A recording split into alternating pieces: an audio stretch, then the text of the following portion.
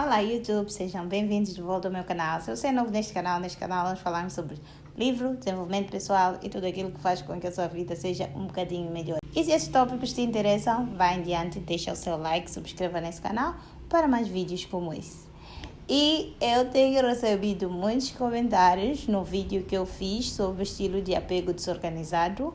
Muitas pessoas se identificam com esse estilo de apego. E eu tenho recebido pedidos para fazer mais vídeos falando sobre como curar esse estilo de apego ou quais são as coisas que eu faço para poder curar esse estilo de apego.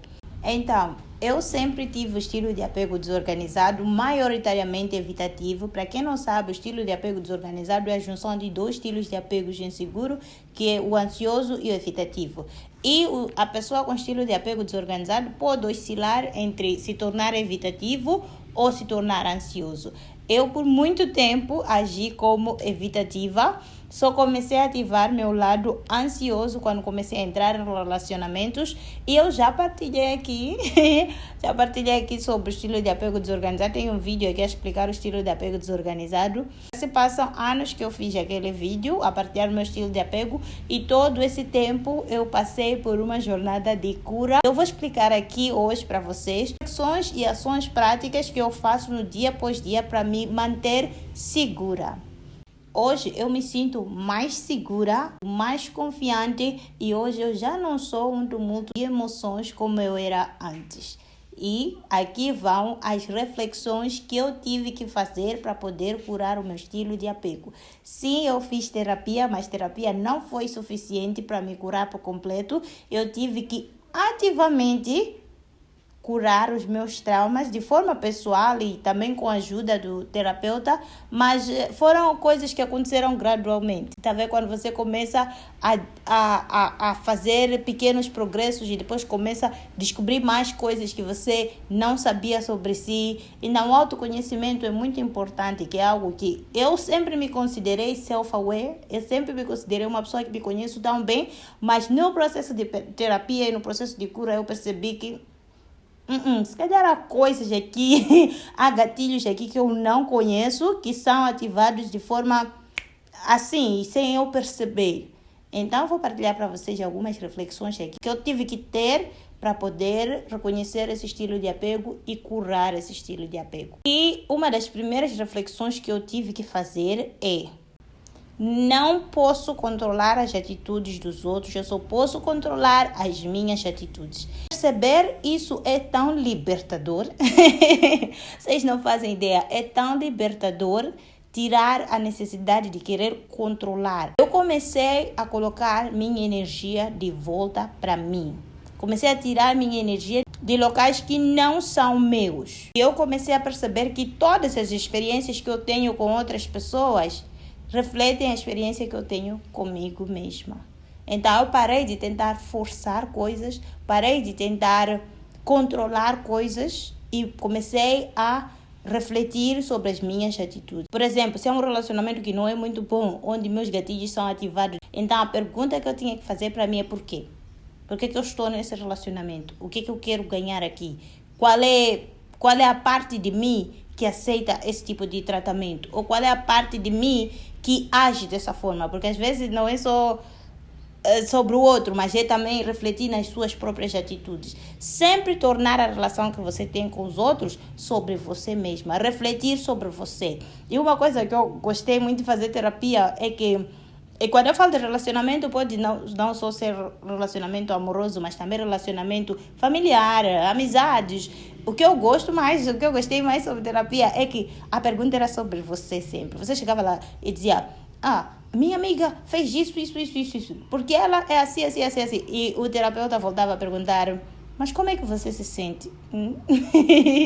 Como é que você encara essa situação? Então, você era obrigado a refletir sobre os seus sentimentos. Porque, às vezes, para pessoas com estilo de apego, especialmente inseguros e evitativos, a tendência é de culpar outro. Para pessoas que têm estilo de apego inseguro no geral, a tendência é de colocar a culpa no outro e se vitimizar ou entrar no triângulo do drama. Lembrem aqui que eu falei sobre o triângulo do drama, que tinha lá os papéis do herói, do salvador e do perseguidor. Então, A tendência das pessoas com estilo de apego inseguros é colocar a culpa em alguém. É porque ele fez isso, ou porque ela fez aquilo, ou porque eu sempre sofro, eles sempre me fazem isso. Então, o que eu gostei de terapia é que era muito neutro, não era sobre culpar as pessoas, mas sim entender de onde parte esse sentimento e qual é a solução disso. Então, você não tinha o poder de se colocar na parte de vitimismo, por quê? Porque você era obrigado a encontrar solução para os seus próprios problemas. Então, não é sobre, ele me fez isso, ele me fez aquilo. A pergunta é, o que eu vou fazer com o que ele me fez? Ok, aconteceu isso, agora qual é o meu papel? O que eu devo fazer? Então você se torna seu próprio herói e ao mesmo tempo você não tem posição de acusar ninguém. Você, tô falando fez isso, não sei o quê. Volta de novo para você, como você se sentiu. E por que você aceitou ficar nesse papel? Ou porque é sempre tudo sobre você. Então, o que eu gostei muito na terapia é isso. Voltar a colocar a energia em você. Porque essa experiência aqui nesse mundo é sua e de mais ninguém. Então, qualquer coisa que os outros forem a te fazer, ou que os outros forem a fazer por você, é sobre você no final da história. As pessoas vão fazer o que vão fazer. Mas no final da história é como é que você se sente. O que você pode fazer com isso? Como é que você vai agir? Então, é sobre controlar a si e não ao outro. A outra coisa que eu aprendi a refletir é observar sem julgar. De novo, não cair nesses papéis do triângulo do drama. Quando você observa sem julgar, você começa a observar o mundo com um olhar mais curioso. Eu fiz um vídeo aqui a falar que não existem pessoas más, não existem pessoas boas, só existem pessoas que são capazes de fazer coisas boas e coisas más. Então, olhar o mundo com neutralidade e com um olhar curioso te ajuda também a criar mais empatia pelas pessoas e também ter melhores relações com as pessoas. Porque você acaba saindo daquele ciclo de drama, daquele triângulo do drama e acaba evitando muitas coisas e muito mal entendido. Não quer dizer que você vai olhar sem julgar, que você tem que aceitar todo o comportamento que as pessoas te passam. Não, você pode muito bem olhar sem julgar e ao mesmo tempo se retirar, dizer não, isso não é para mim, com licença. E outra reflexão que eu tive que fazer muito é não tomar as coisas pro lado pessoal. Cada um neste mundo está a viver a sua história. Cada um neste mundo parte de um ponto muito pessoal. Cada um age da forma com as crenças dele, da forma como ele interpreta o mundo. Não tem nada a ver consigo. Um exemplo muito claro aqui é que quando você entra num relacionamento com um evitativo ou alguém que é incapaz de amar, então você começa a querer forçar para aquela pessoa mudar, para aquela pessoa te amar. E depois você começa a interpretar aquilo como se fosse um problema seu. Por que ele não me ama? Por que ele não me mostra atenção? Por que... Você tem que parar com isso. Você tem que parar com isso. Se a pessoa não é capaz de amar, não tem nada a ver consigo. Isso é algo que a pessoa deve resolver com ela mesma. A pergunta que você deve fazer é: por que eu tenho que mendigar esse amor? Por que eu tenho que continuar a insistir aqui? Por que eu sinto necessidade da validação dessa pessoa? Por que eu quero tanto que essa pessoa me goste? Esta é a pergunta. Não é sobre o outro. Deixe que o outro resolva o problema dele sozinho. Mas é sobre você. Como é que isso te afeta e por que isso te afeta? E o que você vai fazer com esses sentimentos? E a outra reflexão que eu tive que fazer é sobre a autoaceitação e o amor próprio. Eu já fiz um vídeo aqui a falar sobre o amor próprio.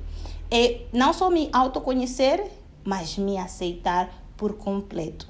Aquilo que eu sou. Não buscar validação externa, validação de outras pessoas, seja de parceiro, de pais, de mães, de não sei o quê. De novo, as pessoas enxergam o mundo da maneira que eles enxergam o mundo.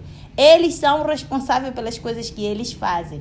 Não tem nada a ver consigo, não tem nada a ver consigo. Uma coisa que sempre acontece com as crianças que acabam desenvolvendo estilo de apego inseguros é porque eles não sentiram o amor pleno dos seus pais. Porque uma criança, quando não é amado pelos pais, eles não conseguem culpar os pais por essa falta de amor. Meu pai não me amou porque ele isso, porque aquilo, não sei o quê. A criança, quando é pequena, ela não percebe até este ponto. O que acontece é que a criança começa a internalizar isso e ele começa a se observar como uma pessoa incapaz de ser amado. Ele começa a ver problema nele mesmo. Culpado sou eu. Deve ter algo de errado de mim. Por isso que meu pai não me gosta. E coisas assim. Nós crescemos com essa crença de forma inconsciente. Isso não é uma forma... Não é algo que nós falamos assim de forma consciente. Mas são crenças inconsciente que nós temos que acaba afetando a nossa autoestima. Eu tenho alunos no meu curso de inglês que dizem: "Teacher, eu sou muito tímida, não consigo falar em frente de pessoas." Então, essas coisas são coisas que nós crescemos com ele, mas que acabam nos auto-sabotando em outros aspectos, não só em relacionamento, profissão, carreira, negócios, entre outras coisas. Então, quando você começa a perceber que você sempre foi pleno, você sempre foi merecedor de amor, você sempre foi merecedor de abundância e tudo, você começa a se amar, tudo na sua vida começa a se encaixar. Não só relacionamentos, atenção, tudo. Você começa a se tornar mais autossuficiente, você começa a experimentar coisas novas e começa também a ser mais consistente, porque você acredita que você é capaz de fazer as coisas. Então, quais foram as coisas práticas, ações práticas do dia a dia que eu comecei a fazer para poder tornar esta mentalidade, essas reflexões, para poder me tornar aquilo que eu sou agora, que é mais segura? Número 1, journaling. Journaling me ajuda muito. Manter um diário, escrever os meus sentimentos, escrever os meus pensamentos. Eu já disse aqui que eu uso o ChatGPT. Eu uso o ChatGPT. Primeiro eu escrevo no meu journaling, pego aquilo que eu escrevi, passo para o ChatGPT e ele cria perguntas específicas para eu poder refletir sobre esses sentimentos e me ajuda ainda a cavar esses sentimentos e tirar tudo aquilo que está por dentro. Para mim, journaling funciona de forma muito eficaz, que é expressar meus sentimentos de forma eficaz. E journaling também me ajuda a não processar meus sentimentos através de música. Eu vou explicar por que eu faço isso. Eu tinha o costume de sofrer uma decepção, escutar uma música bem triste sobre decepção amorosa, por que me faz isso, não sei o quê. Quanto mais você escuta essas músicas com baixa vibração, de dependência emocional, são bonitas, são bonitas as músicas, são mesmo cativantes, mas essas músicas podem te fazer você permanecer nesse ciclo de vitimismo e atrair mais situações como essa, porque música é uma vibração. Quanto mais você canta aquelas músicas, quanto mais você sente que me traíram, você fica a cantar sobre aquilo, você vai atrair mais vibrações como aquela. Eu já não faço isso, eu já não coopero meus sentimentos com músicas tristes, músicas de me traíram, partiram meu coração, eu já não faço isso. Fazia, era eficaz, mas me mantinha nesse ciclo de toxicidade ou nesse ciclo de vitimismo. Então, journaling para mim é muito eficaz. Eu escrevo meus sentimentos, eu tiro meus sentimentos, liberto e eu não volto a remoer no mesmo sentimento várias vezes. Se é algo que eu estou a passar agora, seja uma insegurança, eu escrevo, mas eu tenho que expressar esse sentimento. Eu não guardo o sentimento, fingir que não sinto ou fingir que não é nada. Eu tenho que expressar esse sentimento para depois abandonar. Depois virei a página, segui em frente. Outra coisa que eu tive que fazer é manter hábitos saudáveis. Cuidar do corpo, da mente, da alma, do espírito. Eu eu já fazia isso já há bons anos atrás, mas agora sou mais consistente. Caminhadas, corridas, pedalar bicicleta, me alimentar de forma saudável, fazer jejum. Fazer jejum não só fortifica o meu corpo, mas também fortifica a minha mente. Então eu comecei a sentir necessidade de controlar a mim mesma, porque eu comecei a sentir que se eu não consigo controlar a mim mesma, então eu não consigo controlar nada ao meu redor. Então eu comecei a me desafiar a fazer jejum 24 horas por semana. Por semana eu tiro um dia para fazer jejum de 24 horas. Comecei a me desafiar a correr distâncias mais longas, porque isso para mim, é como se fosse eu fortificar a minha mente e o meu corpo. Então, essas atitudes ou essas mudanças criaram grandes impactos, porque já é comprovado que quando você dorme bem, pratica atividade física, cuida bem do corpo, isso não só ajuda o seu corpo, o seu físico, mas também a sua mente. E também outro hábito que eu adicionei é meditar e orar. Orar, eu não frequento nenhuma igreja, mas eu sou uma crente que não vale a pena. Orar te ajuda muito, você entrega seus problemas a Deus. Às vezes você pensa que há problemas que não têm solução. Quando você ora, você entrega a Deus, é um alívio. É um alívio saber que esse problema está sendo resolvido e você não tem que remoer nesse problema. Eu não sei se você é uma pessoa com fé ou uma pessoa sem fé, mas se você é uma pessoa com fé, vai perceber o que eu estou a dizer. Orar, entregar seu problema, te ajuda a libertar e tirar a ansiedade da resolução daquele problema. Eu agora, quando tenho um problema muito complicado de resolver e eu sei que está fora do meu controle, eu oro, eu digo, Deus está em suas mãos e eu sigo em frente. E sempre os problemas são resolvidos E eu não digo por bem ou por mal, mas sempre é por bem, porque eu sempre repito para mim mesma, tudo conspira ao meu favor. Até aquilo que dá errado está ao meu favor. Outra coisa que eu tive que fazer são afirmações constantes. Nós só temos estilo de apegos inseguros porque nós afirmamos para nós mesmas ou nós mantemos aquelas crenças lá que estão dentro, que às vezes nem conseguimos perceber que temos crenças negativas sobre nós mesmas. Eu tive que desafiar essas crenças. Quando eu me sentia insegura, porque que isso aconteceu comigo, ninguém gosta de mim, essa pessoa me traiu por causa disso, ou não sei o que, eu tenho que combater essas crenças com crenças positivas. E eu sempre, parece clichê, mas eu fazia isso, que é dormir com aqueles áudios de reprogramar a mente, sempre. Eu sou merecedora, eu sou amável, eu sou amor, eu mereço amor, eu sou autoconfiante, eu sou segura, eu sou não sei o que. Sempre, todas as noites, eu colocava esses áudios para reprogramar a minha mente.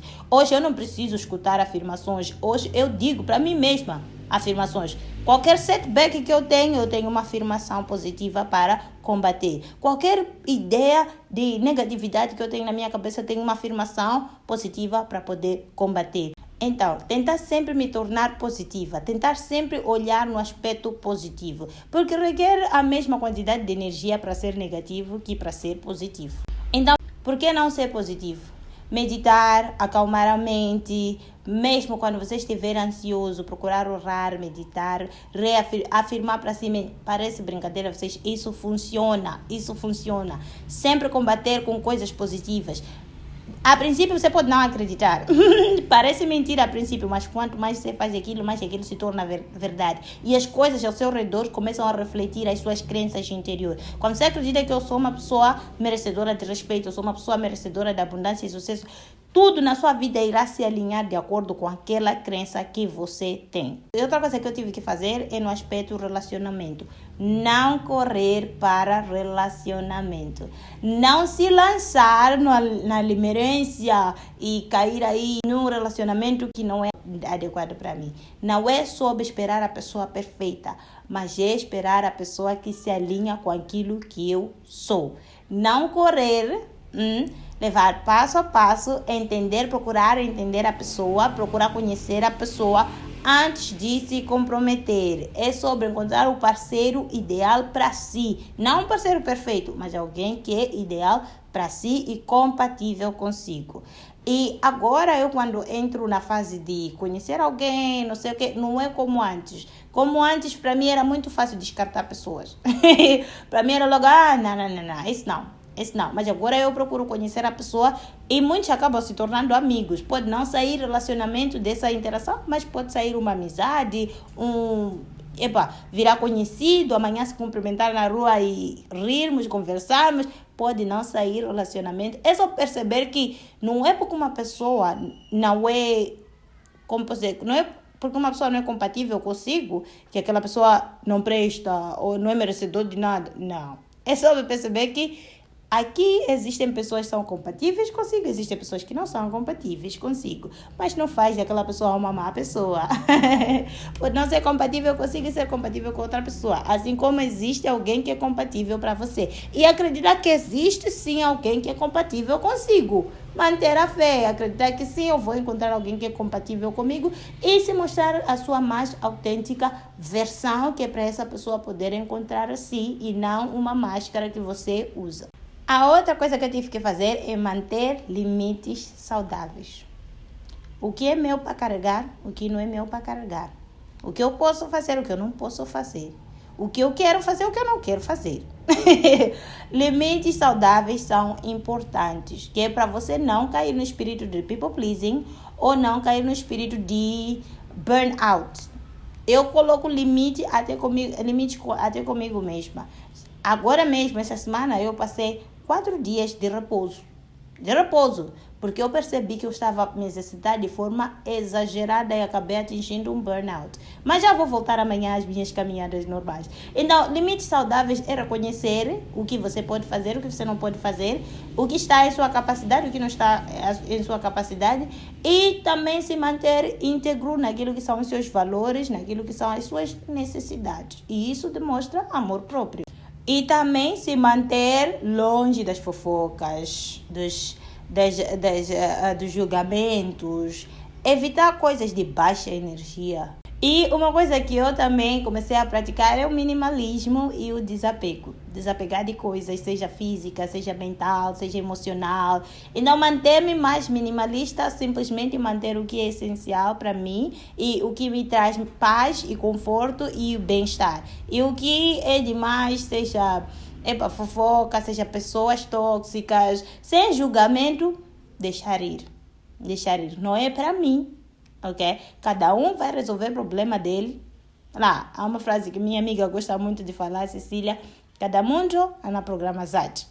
Isso é uma cena para cada um com seu programa e cada mundo na problema ZAT. E cada um com seu problema. Você não tem que se envolver no problema do outro, se meter e querer fofocar. E agora o que eu faço é isso. Cada vez que alguém tenta trazer, viste tal fulano, o que aconteceu com tal fulano? Eu só digo, cada mundo na programa ZAT, na problema ZAT. Cada pessoa com seu programa e seu problema. Não é sobre mim, não me traz nada de valor, não agrega nada na minha vida, para que comentar? E qual é a razão, qual é a interação que nós queremos, qual é o resultado que nós queremos dessa conversa? Então, deixa aí. E o minimalismo físico também me ajudou muito nas minhas finanças. Minimalismo físico, não consumir coisas. É libertador. Ter espaço em casa é libertador. Não se apegar muito às coisas e é libertador de dinheiro na conta. Então, minimalismo físico também me ajudou bastante. E a última coisa, já falei aqui que é a oração, mas é a esperança e fé. Sempre manter uma mentalidade de fé. Sempre manter uma mentalidade de que tudo vai dar certo. Independentemente do quão seja difícil a situação agora, no final tudo irá ficar bem. É importante lembrar que a segurança não vem de fora, mas sim de dentro. Nas nossas atitudes diárias, naquilo que escolhemos pensar e dizer, naquilo que escolhemos fazer, na forma como tratamos o corpo, a mente e as nossas relações. No mundo inseguro, a minha força está em não deixar com que a insegurança de fora roube a paz que está dentro de mim. Não é sobre o que acontece no exterior, mas é sobre o que acontece no seu interior. Se você consegue controlar o seu interior, as suas atitudes, os seus comportamentos, os seus hábitos, não há... Eu sempre digo essa frase. Se não existe nenhum inimigo interno, nenhum inimigo externo pode nos causar mal. Então é tudo para o vídeo de hoje. Se você gostou desse vídeo, deixa o seu like, deixa aqui um comentário a dizer o que achou, partilhe esse vídeo com mais pessoas e até o próximo vídeo.